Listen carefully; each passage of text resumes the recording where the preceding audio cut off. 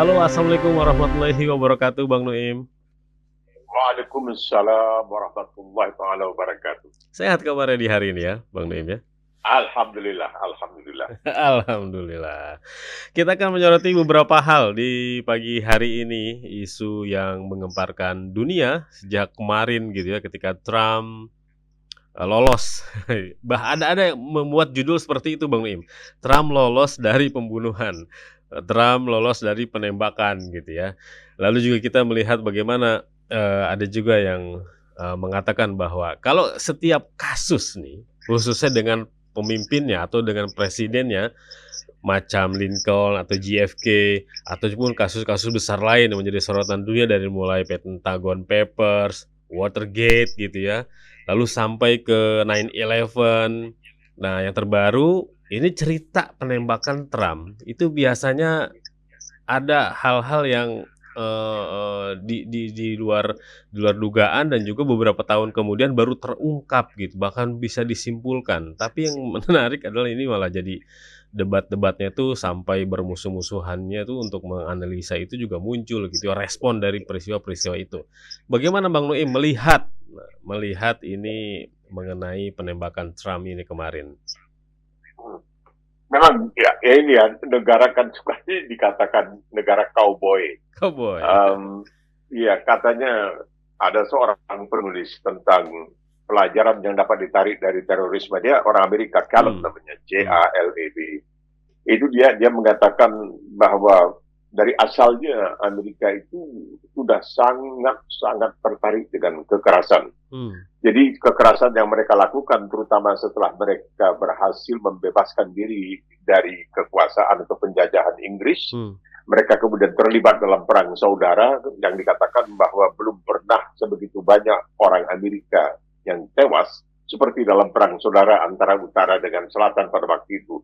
Jadi Abraham Lincoln yang ingin membebaskan manusia dari perbudakan dan lain sebagainya, di selatan ingin mempertahankan semua itu. Dan kemudian mereka melakukan suatu pelayanan atau cara mereka memperlakukan orang-orang bumi putra, yaitu orang-orang Indian, misalnya dengan memberikan selimut-selimut yang sudah dibubuhi dengan bibit-bibit penyakit yang belum pernah dikenal di Amerika oleh kalangan penduduk pribumi Indian. Dan ini katanya merupakan suatu kelemahan, sehingga ada yang pernah membuat suatu analisa yang mengatakan, kenapa Amerika begitu dalam tanda kutip patuh kepada Israel? Karena Israel selalu mengatakan, jangan macam-macam, kamu juga pernah melakukan genosida di Amerika Serikat terhadap bangsa Indian. Jadi inilah hal-hal yang katanya sangat melemahkan tekad Amerika ketika terhadap Israel. Salah satu di antaranya sebenarnya, masih banyak faktor-faktor lain yang membuat kenapa Amerika begitu takluk ya, begitu patuh kepada Israel. Tapi salah satu di antaranya tidak ingin diingatkan, karena katanya waktu di zaman Nazi juga, ya di dalam Perang Dunia Kedua,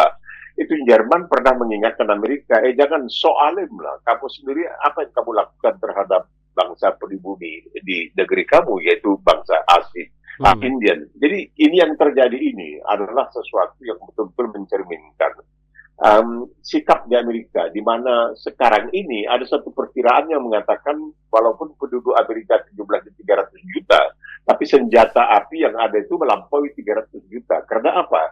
Karena dalam perang melawan Inggris waktu itu untuk membebaskan diri, seperti Indonesia berusaha membebaskan diri dari Belanda, itu ada dalam Undang-Undang Dasar Amerika satu ayat yang mengatakan the right to bear arms, hak untuk memiliki senjata. Dan ini tidak mau di amandemen, ini tidak boleh dihapus. Beberapa Amerika sudah melakukan amandemen sekitar 27-30 barangkali terhadap undang-undang dasarnya, tetapi ini hak untuk memiliki senjata ini dipertahankan terus, termasuk oleh orang seperti Donald Trump. Kita tahu Biden memang sejak lama ya, setelah dia berkuasa sebagai presiden, ingin agar ada pengetatan ya, supaya tidak begitu mudah bagi orang untuk memperoleh senjata. Jadi ini adalah konsekuensinya. Dan ini bukan pertama kali, sudah berapa, ada 9 barangkali presiden Amerika. Yang terakhir itu tentunya kita tahu Henry Ford pernah hampir juga ditembak. Kita tahu Reagan Iya. ditembak dan kena tapi tidak tewas, masih hidup dan dia masih bisa berkelakar kepada istrinya Nancy dengan mengatakan, wah saya lupa mengelak kata waktu ditembak. Dan Trump ini menunjukkan waktu dia misalnya waktu kemarin ini dia dicoba oleh para pengawal pribadinya karena di Amerika itu setiap mantan berhak mendapatkan pengawalan dari pemerintah. Walaupun ada yang menuduh bahwa ketika Trump meminta agar jumlah yang mengawalnya ditambah, kabarnya pihak Secret Service atau agen rahasia, semacam pas pampres lah, tidak bersedia untuk menambah jumlah itu. Tetapi apa yang mereka lakukan kita lihat cukup cepat. Begitu terjadi penembakan, kena di telinganya dan mereka langsung melindunginya ya, termasuk seorang anggota pegawai besar pribadi yang perempuan ya, dan waktu itu nampaknya Trump masih bisa mengatakan tunggu gitu ya. Dia ingin berdiri dan menyampaikan kepalan tangan menunjukkan bahwa dia adalah seorang jantan, dia bukan seorang penakut dan lain sebagainya. Nah, yang menembak ini anak umur 20 tahun sebenarnya tercatat sebagai seorang anggota atau pemilih partai Republik, yaitu partainya Trump. Jadi ini semuanya akan tentu meningkatkan citra Trump. Karena apa? Karena Trump tidak punya tanggung jawab terhadap perekonomian Australia sekarang ini. Jadi dengan kenyataan bahwa dia berhasil luput dari pembunuhan, dari asasinasi, dari penembakan, ini akan menambah ya bahwa citranya akan tambah moncer, begitulah kira-kira. Tambah moncer citranya, jadi dinaikkan gitu ya. Memang perhatian warga Amerika juga langsung naik gitu ya ketika melihat peristiwa ini. Tapi ada juga yang menganalisa gitu, Bang Nuim, ini sebenarnya buah dari polarisasi ekstrim politik Amerika Serikat. Ini yang meneriakan mengenai demokrasi gitu ya. Sebenarnya kebarbaran justru terjadi di sana gitu kan. Kita dipertontonkan terus ini Bang Nuim nih. Iya, ini kan memang sekarang ini lebih hangat dari sebelumnya ya. Karena Amerika betul-betul suatu buah si malakama. Ini bisa dikatakan buah si malakama sekarang ini. Mau pilih siapa? Trump sudah hampir 80 dan orangnya kadang-kadang tidak begitu sadar akan realita yang sesungguhnya. Itu hidup di awang-awang kadang-kadang. Nah, kita tahu tuh Biden sudah mulai pikun ya, kalau orang Medan menyebutnya nyanyok. Barusan ini dalam KTT NATO di Washington, dia waktu memperkenalkan Presiden Ukraina, dia mengatakan Presiden Putin. Dan saya perkenalkan Presiden Ukraina, namanya Presiden Putin. Bahkan wakil presidennya sendiri pun, Kamala Harris, dia bilang Trump.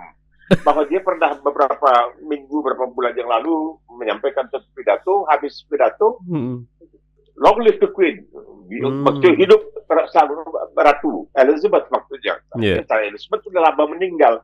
Jadi ya sebagai orang yang dia mengaku karena terlalu lelah, ya, terlalu banyak pergi ke sana kemari karena tugas presiden ya. Macam barangkali Joko Widodo mesti ke Lampung untuk kemana tuh ya, itu habisnya cukup banyak juga, banyak yang mengatakan ngapain dihabisin uang begitu banyak, kan dia bukan lagi kampanye, sudah tidak perlu lagi. Tapi jangan salah, dia juga punya kepentingan karena anaknya nanti akan menjadi wakil presiden oleh Prabowo. Jadi ini membuat banyak orang kemudian berpikir Amerika buah si malakama, pilih yang mana? Mau pilih Biden, dia sudah mulai Alzheimer, mulai pikun, mulai nyanyok dan lain sebagainya. Pilih Trump ini tidak bisa melihat kenyataan. Bayangkan Januari tahun 2020 ketika dia sudah telak dikalahkan dalam pemilihan umum, dia masih mengatakan, oh enggak, itu pemilihan umum dicuri dari saya. Emangnya bisa seperti itu? Kalau di Amerika agak sulit untuk bisa seperti itu. Mungkin di tempat lain bisa ya. Bahkan barangkali sebelum pemungutan suara sudah bisa dibilangkan, oh, calon ini akan menang misalnya 58%. Ini biasa atau jadi kenyataan. Mungkin di Amerika agak sulit untuk itu. Kita melihat bagaimana pemilihan umum di Inggris ya. Begitu hebatnya para peramal lah, kalau mau dikatakan peramal, mereka itu sepakat akan terjadi suatu kemenangan yang luar biasa oleh Partai Buruh, dan itu jadi kenyataan. Di Australia juga begitu. Australia itu bahkan saya ingat pemilihan terakhir itu hampir 3 tahun itu mereka mengatakan, wah ini bisa terjadi, akan berimbang ini kita di dalam parlemen ini. Mungkin Partai Buruh hanya kurang 1 suara untuk menjadi mayoritas, dan itu bisa menjadi kenyataan karena memang penelitian yang dilakukan itu secara sungguh-sungguh tidak ada kepentingan subjektif, tetapi merupakan kepentingan kepentingan mau dikatakan ilmiah ya ilmiah, jadi mereka bisa melakukan hal itu. Dan sekarang bagi rakyat Amerika ini buah si malakama ini, Iya, mau iya, pilih iya. Trump yang agak tidak begitu sadar akan kenyataan hidup, atau pilih Mhm, Biden yang sudah mulai tidak mengetahui, tidak lagi mengenal apa yang mhm, namanya kenyataan dalam hidup ini. mhm, mhm. Tapi Bang Naim juga melihat bagaimana sebenarnya suhu politik di Amerika ini memang yang seharusnya diharuskan sepertinya berkecamuk terus gitu. Suhu politik itu nggak boleh, turun. Bagaimana melihat, apa istilahnya ya, kita kan pernah mendengar istilah, shadow government di Amerika. Ini peran-peran yang apakah ada gitu tangan-tangan itu gitu Bang Naim? Iya, itu selalu dikatakan ada ya, itu shadow government, artinya itu sebenarnya the deep state, istilahnya itu Mmm, satu kekuasaan di belakang kekuasaan resmi yang mhm, menentukan segala sesuatu. mhm, mhm. Mungkin itu benar, mungkin tidak benar. Tetapi kenyataannya adalah bahwa Amerika itu memang harus melayani berbagai kepentingan. Ya. Jadi Mmm, bukan hanya kepentingan partai itu saja, tetapi dalam partai itu juga ada macam-macam kepentingan lain mhm, yang mhm, harus mhm. dilayani. Jadi kita melihat sekarang ini, Amerika selalu mengatakan bahwa mereka lah yang paling berakhlak, mereka lah yang paling demokratis. Berakhlak, Tapi iya. mereka bisa malahan menggalakkan apa yang terjadi di Gaza, Iya, iya. terjadi di jalur Gaza itu. Betul, Sekarang ini betul. mereka kirim lagi bom, Iya. kirim lagi bom. Mhm, mhm. Mereka tidak, karena mereka tidak berdaya, mereka Mmm, tidak berdaya mhm. untuk berbuat sesuatu. Dan juga karena adanya misalnya organisasi-organisasi yang dikatakan sekarang ini umat Kristen bersatu demi Israel. Ini Mhm, mereka mhm. luar Mhm, biasa. Mereka ini pro Israelnya sangat luar biasa. mhm, mhm. Meskipun kalau mereka jujur dan mereka percaya kepada perjanjian baru yang mereka sedia dalam Bible, itu dikatakan terang-terangan siapa yang menjadi penyebab uh, menurut kepercayaan mereka Mhm. penyaliban dari Yesus Kristus yang mereka sebut sebagai anak Tuhan. Jadi Iya, ini menarik sekali iya, melihat iya, semua ini, iya. apa yang sebenarnya terjadi. Mhm, mhm. Jadi inilah kita lihat di Amerika, ini terjadi semacam suatu apa ya, berseberangan antara Demokrat Demokrat dan dengan Republik. Republik ya. Mhm, mhm, Ini mhm. menarik, dan ini kelihatan memang sudah semakin menghangat, semakin menggila, karena dua-duanya saya pikir baik Biden maupun Trump sudah sangat-sangat betul-betul macam orang yang kesurupan udah ingin Brutal punya gitu ya. kekuasaan Mhm, terakhir ya. mhm, Kalau mhm. bagi Trump, dia ingin barangkali menunjukkan kepada bukan saja rakyat Amerika tapi kepada buat manusia bahwa Mmm, walaupun dia di pengadilan mhm, ya, dia mhm, kalah terus-terusan, mhm, tetapi sebagai seorang yang sudah pernah divonis bersalah mhm, masih bisa mhm, menjadi mhm, presiden, itu mhm. adalah suatu yang luar biasa.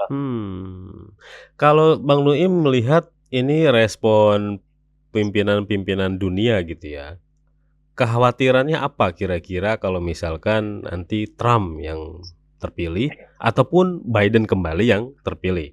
Ataupun pemimpin dunia melihat, "Oh lebih baik ini yang terpilih," gitu dari 2 pilihan itu. Kira-kira kekhawatiran dan juga peluang apa nih dari para pemimpin dunia nih terhadap Amerika ini?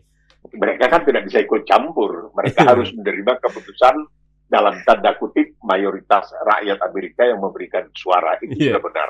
Tetapi mereka juga harus menunjukkan kepada dunia mhm, bahwa mereka itu tidak suka, bahwa kalau ada misalnya perselisihan, ada perbedaan pendapat, tidak bisa diteruskan dengan kekerasan. mhm, Karena di dalam, jadi ini yang dikatakan oleh misalnya Pujangga dan juga ada yang menyebut filosofi mhm, Prancis, mhm, Voltaire, yang pernah melarikan diri ke Inggris itu.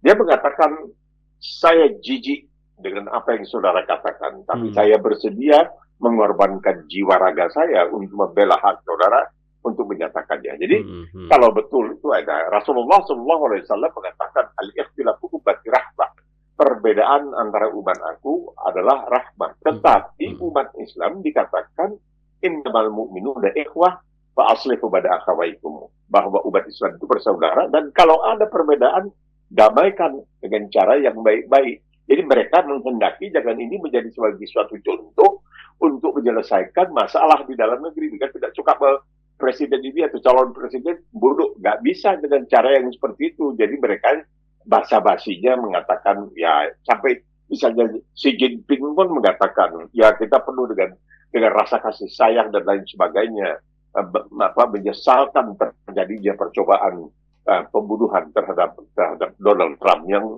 boleh dikatakan memang manusia yang aneh bin ajaib, karena seperti yang dikatakan oleh keponakannya, ada keponakannya yang perempuan, seorang sarjana, seorang S3 dalam bidang ilmu jiwa. Dalam bukunya itu dia mengatakan bahwa yang namanya Donald Trump ini dari sejak kecil oleh orang tuanya yang merupakan seorang pengembang di New York itu tidak boleh dinyatakan bersalah.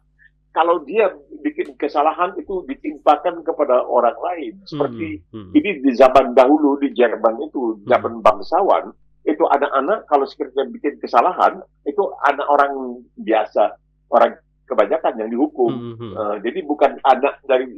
Nah, ini Trump dia tidak pernah dikatakan bersalah. Dan dia tidak mengerti apa perkataan bersalah, dan dia tidak bisa melihat kenyataan itu. Itu satu hal yang menarik sekali. Dan kalau ini menjadi presiden, kita bisa bayangkan dia bisa melakukan apa saja dan kemudian dia tidak akan menerima tanggung jawab itu. Ada juga kekhawatiran besar gitu, bagaimana sikap Amerika selanjutnya ketika Trump memimpin terhadap penjajahan yang terjadi di Palestina oleh Israel. Kita ke hal ini, Bang Nuim, di tengah-tengah genosida dan juga serangan yang terus-menerus dilakukan oleh Israel, ini ada 5 tokoh Nahdliyin, dibilangnya 5 tokoh Nahdliyin gitu ya, malah melakukan pertemuan dengan Presiden Israel. Bahkan ini para orang tuanya, PBNU, menyesalkan 5 tokoh Nahdliyin ini bertemu dengan Israel. Kalau ada juga yang berkomentar bahwa itu anak-anak muda liar sekali gitu ya sampai ketemu sama Presiden Israel. Bagaimana Bang Nuim melihat? Karena ini responnya di media sosial juga wah cukup luar biasa ini. Bahkan ada hashtag Netanyahu United lah atau apalah, ada plesetan-plesetan yang muncul gara-gara perilaku 5 tokoh Nahdliyin ini yang ketemu dengan Presiden Israel. Bagaimana Bang Nuim melihat latar belakang dan juga yang terus dilakukan oleh orang-orang ini bagaimana? Ini sebenarnya yang namanya Presiden Israel itu hanya presiden tituler ya. Dia tidak punya kekuasaan eksekutif ya, seperti raja di Inggris begitu. Tetapi kenyataannya dia merupakan, memang mungkin dia tidak setuju ya. Herzog ini Presiden Israel tidak setuju dengan apa yang dilakukan oleh Netanyahu ya, atau Malinowski, nama aslinya Malinowski. Memang, tapi dia tidak bisa berbuat satu apa karena dia sebagai Presiden Israel dia harus patuh kepada pemerintah Israel. Mungkin dia bisa menegur, mungkin secara diam-diam dia menegur. Kemungkinan kelima, dalam tanda kutip tokoh muda, pengurus besar Nahdlatul Ulama ini punya maksud mereka lebih baik kita mendekati mungkin Herzog presiden ini, mungkin dia nanti bisa. Mereka mungkin salah sangka, mereka pikir presiden di Israel itu macam presiden di Indonesia yang bisa melakukan, boleh dikatakan segala hal, kalau perlu ya diubah undang-undang, revisi undang-undang KPK. Tidak seperti itu kenyataannya. Jadi kemungkinan kita tidak mengetahui apa kira-kira motivasi mereka untuk bertemu. Tapi kan sudah ada sejak lama desas-desus bahwa ada kalangan-kalangan tertentu dari organisasi Islam terbesar di Indonesia yang mulai mendekati karena mereka melihat bahwa dari pihak Arab Saudi pun sudah ada usaha-usaha untuk mendekatkan diri dengan Israel, karena Arab Saudi melakukan hal ini terlebih dahulu. Dia berdamai dulu dengan Iran. Setelah itu lihat kan, aku kan berdamai dengan sesama Muslim walaupun mereka Syiah. Nah sekarang aku mau berdamai juga dengan orang Yahudi, dengan Israel. Itu mungkin sebagai salah satu tujuan mendekatkan, karena di Arab ini ada tokoh-tokoh Arab Saudi yang berpendapat bahwa mereka perlu mendekatkan diri dengan Israel, dan itulah yang menjadi penyebab kenapa Hamas sampai melakukan serangan pada tanggal 7 Oktober, yaitu untuk melakukan sabotase terhadap upaya Arab Saudi untuk mendekatkan diri dengan Israel. Jadi keadaannya, ya ini keadaan di memang Israel selalu memberikan kesan bahwa segala yang dia lakukan, orang menyebutnya genosida, orang menyebutnya, dia dibuka itu, kami melakukan bela diri, itu saja. Mereka dan umat manusia kelihatannya ya setuju. Mungkin saja juga di Indonesia ada yang setuju, itu bela diri. Dia melakukan hal yang seperti itu yang tidak ada tolak bandingnya. Ya kita sebagai Muslim, ketika kita misalnya pada 10 Muharram itu mengenang sejarah tentang bagaimana syuhada Hussein bin Ali, bin Abi Thalib dan sebagainya. itu kita melihat kan suatu kejadian yang sangat luar biasa yang oleh para sejarawan non-Muslim pun dikatakan apa yang terjadi di Karbala itu adalah suatu peperangan yang sangat luar biasa yang menyisakan atau mewariskan kepada kita banyak pelajaran hidup antara misalnya Hussein dengan yang manusia yang sangat kotor, yang sangat bejat dan lain sebagainya. Jadi inilah barangkali yang menjadi masalah oleh sementara kalangan menganggap bahwa kalau saya melakukan pendekatan secara tidak resmi mungkin saya bisa membantu mungkin, tapi itu tidak bisa dibenarkan juga karena bagaimana penafsiran orang? Lah itu lihat 5 orang tokoh dari organisasi Muslim terbesar, padahal mereka belum tentu mendapat restu secara resmi dari Nahdlatul Ulama sendiri, pengurus besar Nahdlatul Ulama sendiri. Tapi kan orang bisa mengambil kesimpulan, tuh tokoh-tokoh yang begitu dahsyat yang pakai Gus ini, Gus itu. Nah, jadi karena belakangan ini sudah mulai banyak juga orang yang mulai merasa bahwa Palestina itu sebenarnya tidak ada artinya dan sebagainya. Kan orang seperti yang pernah ingin menjadi calon partai Republik di Amerika Serikat, keturunan India, Nick Haley misalnya, yang pernah menjadi yang pernah juga bertarung melawan Donald Trump, dia mengatakan bangsa Palestina habisin aja dah, habisin aja, jadi nggak ada masalah di dunia ini. Begitu mereka mengatakan, tapi ada pertimbangan-pertimbangan tertentu yang sudah pernah kita bahas di Rasil ini, kenapa mereka berpandangan seperti itu. Jadi kita menyesalkan karena mungkin mereka tidak mengetahui struktur dari kekuasaan eksekutif di Israel, bahwa presiden itu hanya tituler, dia bukanlah seorang eksekutif. Memang kalau di pemberitaan sih belum diketahui ya motif kunjungan para cendekiawan muda ini, tapi jejak digital nih selalu saja men-screenshot atau menangkap gitu ya. Karena netizen ini lebih teliti nih biasanya. Jadi ada salah satu postingan dari tokoh NU muda ini yang berangkat ke sana. Jadi katanya ingin dialog gitu ya, melakukan pendekatan terhadap pemerintahan Israel daripada demo, daripada boykot. Ini malah komentar begitu menimbulkan reaksi yang luar biasa dari netizen gitu ya, kok malah begitu gitu. Tapi tidak lama postingan dia itu langsung dihapus tuh, postingan dia di Instagram akhirnya dihapus gitu ya, di private gitu ya, karena dari sini aja udah kelihat gitu, ingin memberikan respon juga kira-kira kaum muslimin Indonesia nih apa responnya dari kunjungan dilakukan oleh kelima orang ini. Begini, Pak Angga ya. Pertama kita mesti lihat paspornya, apa di paspornya ada visa Israel. Karena kita tidak punya hubungan diplomatik dengan Israel. Iya. Kita tidak punya hubungan diplomatik dengan Israel. Lihat aja bagaimana mereka bisa masuk ke sana. Apakah mereka mendapatkan pelayanan yang istimewa dari Israel? Karena bagi Israel ini merupakan kesempatan untuk propaganda yang sangat luar biasa. Itu. Ini sangat luar biasa. Lihat nih. Organisasi Muslim terbesar di dunia itu sudah disebut Muhammadiyah dan Nahdlatul Ulama, organisasi Muslim terbesar di seluruh dunia. Ini masuk melanggar barangkali peraturan imigrasi, mungkin diperiksa, mungkin paspor mereka bisa dibatalkan dan lain sebagainya karena mereka ke sana. Karena yang saya ketahui umat Kristen bangsa Indonesia, beragama Kristen yang misalnya dari Australia ingin ke Yerusalem dan sebagainya, itu mereka mendapatkan visa khusus yang barangkali tidak ditempel di paspor, mungkin diberikan dalam bentuk surat. Jadi kelima orang ini karena mereka itu biar mau tidak mau dianggap mewakili organisasi Muslim terbesar di dunia. Di mana mereka masuknya bagaimana ini kok bisa masuk ke sana? Apakah mereka tidak sadar bahwa putar balik dan dijadikan propaganda? Tuh, lihat itu. Kan? Ini saja organisasi Muslim terbesar di dunia. Mau tidak mau mereka ya embel-embel itu ada pada mereka. Jadi mereka harus sadar ada tanggung jawabnya. Jadi ada hak istimewanya, ada kebanggaan karena menjadi bagian dari organisasi Muslim terbesar di dunia, tapi juga punya tanggung jawab sebenarnya. Pengurus PBNU sudah memberikan statement ya, menyesalkan gitu kunjungan sejumlah aktivis NU itu.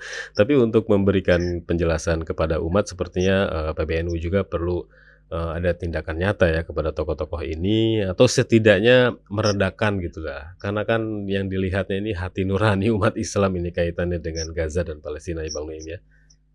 Ya, Karena begini, Mbak Angga, kita Mhm sebagai mhm. Muslim itu orang banyak yang membuat penafsiran ya dari Nah, ayat-ayat Al-Quran.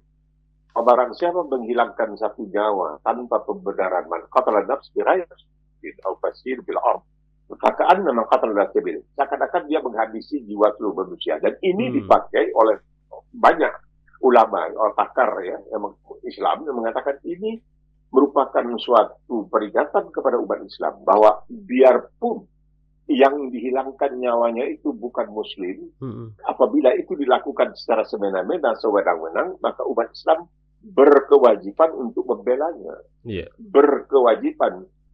Ya, karena di samping itu, kalau orang yang menghidupkan, ya itu menyelamatkan mhm nyawa, mhm itu mhm. seakan-akan dia menyelamatkan nyawa seluruh umat manusia. Ini hampir 40.000 sudah. Kebanyakan adalah Muslim yang tewas di Gaza. Iya Sudah iya 40.000, iya. hampir anak-anak yang sekarang ini terancam kelaparan dan lain sebagainya. Mhm mhm Nah, mereka bisa mengatakan kami ke sana dengan tulus ikhlas ingin mhm. agar, apakah mereka tidak sadar bahwa Amerika pernah memberikan peringatan kepada Israel tapi tidak didengarkan, Iya iya. masuk Liga Kiri keluar Gaza, dan sekarang ini pemerintah baru di Inggris memberikan Mhm. peringatan, pemerintah Prancis tidak diingat. Ya mungkin mereka menganggap wah kami ini punya dukun berkali bisa mempengaruhi Israel, siapa tanggung ya. Iya iya iya.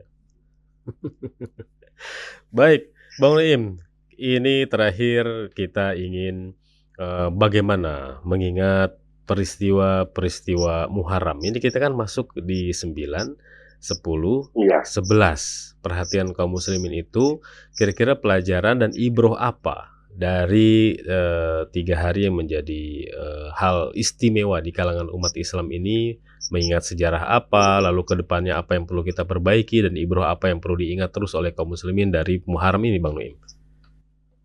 Ini pertama tentunya Nabi Musa alaihi salam. Ya. Jadi ketika Rasulullah SAW mendengar atau mengetahui kenapa ini umat Yahudi kok puasa ini. Oh Hmm, ini karena Musa alaihi salam diselamatkan. Oh kalau begitu kita lebih wajib. Jadi kalau umat Yahudi puasa 1 hari, Islam puasa 2 hari untuk itu. Itu satu. Jadi hmm, peringatan tentang perlawanan Nabi Musa terhadap apa? Terhadap kekuasaan penguasa yang zalim. Itu dia. kezaliman ya? Ini semuanya berkalian dengan melawan kekuasaan yang zalim yang Heeh, melakukan semena-mena seakan-akan bangsa dan negara itu adalah milik nenek moyangnya. iya, Kedua, bagaimana Hussein bin Abi Thalib radhiyallahu anhu dengan cucuran penuh darah di dalam tubuhnya dan hmm, sebagainya berdiri sebagai seorang pahlawan kebenaran karena hmm, membela hmm, hmm, kebenaran melawan Yazid. Ini Yazid ini yang jahat sehingga sekarang ini banyak ulama yang mengatakan dia sebenarnya bukan muslim karena ketika salah seekor monyet peliharaannya, kera peliharaannya mati, dia suruh ulama untuk buat salat maid ya, untuk hmm, salat jenazah untuk itu. Jadi kita melihat dua perjuangan yang terutama yang terjadi di Karbala iya, pada menjelang asar tanggal 10 Muharram, menjelang asar itu sebelum asar. hmm, Itu hmm, dianggap oleh sejarawan-sejarawan barat itu sebagai suatu peperangan hak melawan kebatilan. Itu luar biasa dianggap. Bagaimana membela hak itu sampai mengorbankan jiwa raga dan lain sebagainya demi melawan kebatilan yang merajalela. Nah, hmm, jadi itulah bahwa 10 Muharram itu bagi kita, ya kita bukan Syiah, bukan apa, tapi bagi kita itu adalah suatu perjuangan karena Husain ini sangat disayang oleh Rasulullah iya, SAW. Karena hmm, kita mengatakan, hmm, hmm, ya Allah bersalli wa sallim mubarak ala Sayyidina Muhammad wa ala ali seluruh keluarga dan sebagainya. Karena ini orang yang oleh Rasulullah dianggap juga luar biasa. hmm, Hasan tidak seperti Hussein, ya itu luar biasa perjuangan Hussein itu dan hmm, menjadikan hmm, contoh hmm, bagaimana seorang cucu Rasulullah itu bersedia mengorbankan jiwa raganya hmm, hmm, demi menegakkan yang hak melawan yang batil. hmm. Ini ya harus menjadi contoh nih bagi bagi ya khususnya kaum muslimin saat ini yang menjadi dai, yang menjadi pejuang ataupun para pejabat-pejabat juga gitu ya, Bang Naim ya? Iya, betul, Hmm, betul hmm. sekali. Baik Bang Nuim, terima kasih banyak atas dialog di pagi hari ini. Semoga Bang Nuim selalu sehat di sana ya. Dan juga Amin. ya insya Allah kita jumpa lagi di pekan depan. Assalamualaikum. Insya Allah. Waalaikumsalam warahmatullahi wabarakatuh.